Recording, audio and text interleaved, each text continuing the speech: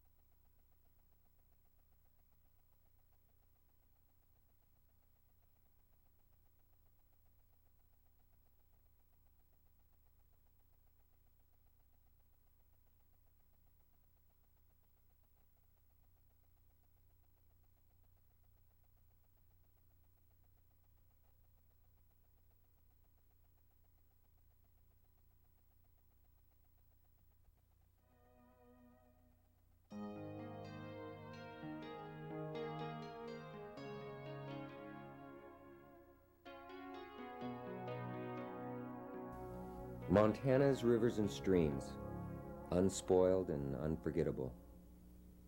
Since pioneers first came to Montana, water has played an important role in the state's economy. Irrigation is as vital to the business of agriculture as are the seeds that sprout into crops. Montana's crops use water, a lot of water. Most of the water used for irrigation is diverted from streams and rivers, not pumped from wells. 100 years ago, these diversions didn't do much harm to our waterways. But times have changed and demands for water have increased.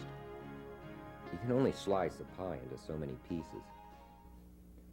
Irrigation is bleeding our state dry of water that is also necessary for drinking, diluting industrial and municipal waste, hydroelectric power, recreation, and tourism.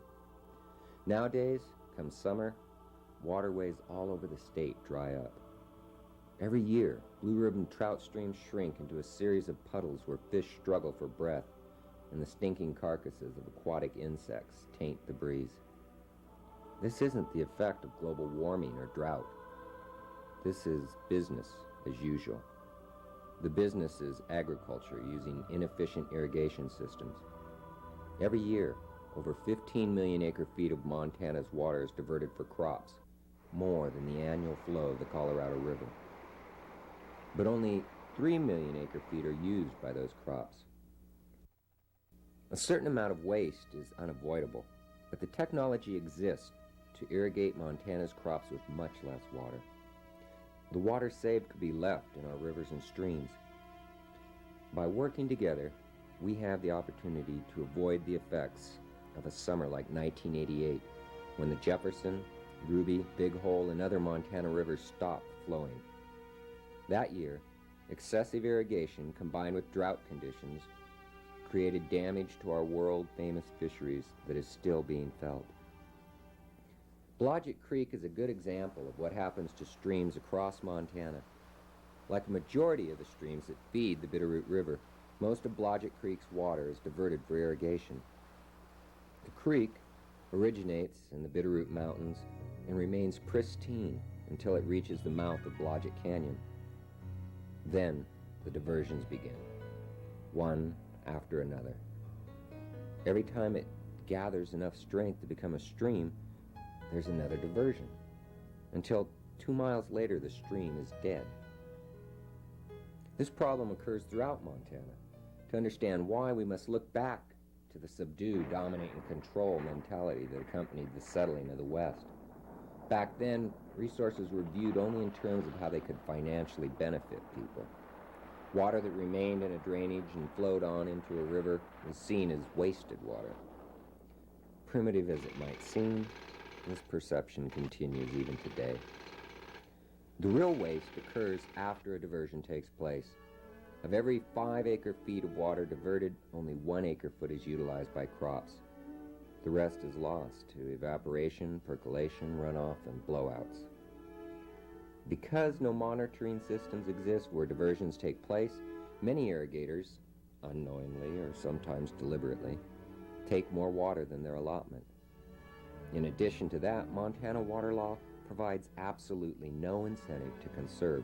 In fact, the law encourages overuse and waste of water. Simply put, you either use it or lose it.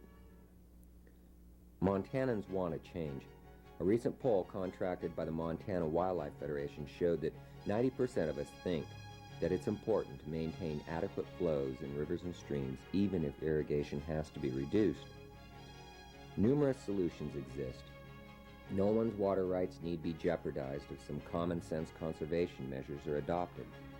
The first should be understood by anyone who believes in democracy, capitalism, and the free market system. The water law needs to be changed so that it allows any person to purchase water rights from a willing seller for use in or out of a stream. Current law does not allow you to buy water from a willing seller and leave it in the stream. Why? Because water can only be used for beneficial use. Our forefathers didn't view water flowing in streams and rivers as beneficial. Second, the state needs to rescind the use it or lose it provision, which encourages the needless waste of water. As it stands now, if an irrigator doesn't use all the water he or she is entitled to, the state can appropriate it to someone else. Third, because water is a public resource, the public should be allowed to determine the fate of an over-appropriated basin. At this time, an overused basin can only be closed by those who own water rights.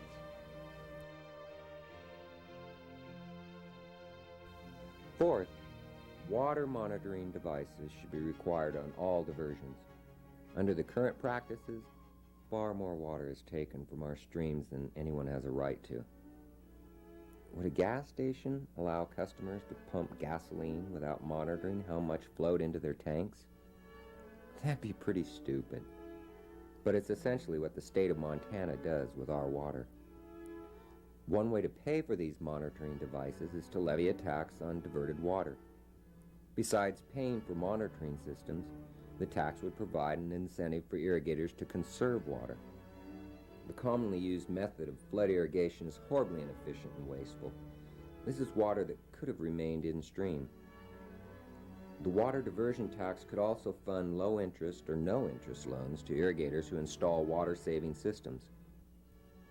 The only condition would be that they promise to leave a portion of the unused water in the stream. These are just a few of the common sense ways to prevent the death of Montana's streams. Unrestricted sale of water rights, public involvement in basin closures, accurate monitoring, and conservation incentives. The current system is not working, and it's not fair. 9 out of 10 Montanans want a change. In response to public pressure, the 1989 state legislature passed an experimental water bill that allowed only the Montana Department of Fish, Wildlife, and Parks to lease water rights for in-stream flow on no more than 5 streams. The bill sunsets in 1993. So far, not one lease has been granted. Obviously, this legislation isn't the answer. The 1991 legislature has an opportunity to address the problem. The Montana Wildlife Federation is committed to promoting open discussion and cooperation to this end, and feels that the issue is absolutely vital to our state's health. You can do 3 things to help work towards needed change. 1, inform your friends and neighbors of the problem and the simple solutions available. 2, write or call your state representatives. Tell them that you, like 90% of Montana's citizens, desire a change. 3, join the Montana Wildlife Federation in the fight to keep our state's rivers and streams alive. The last best place is being sucked dry.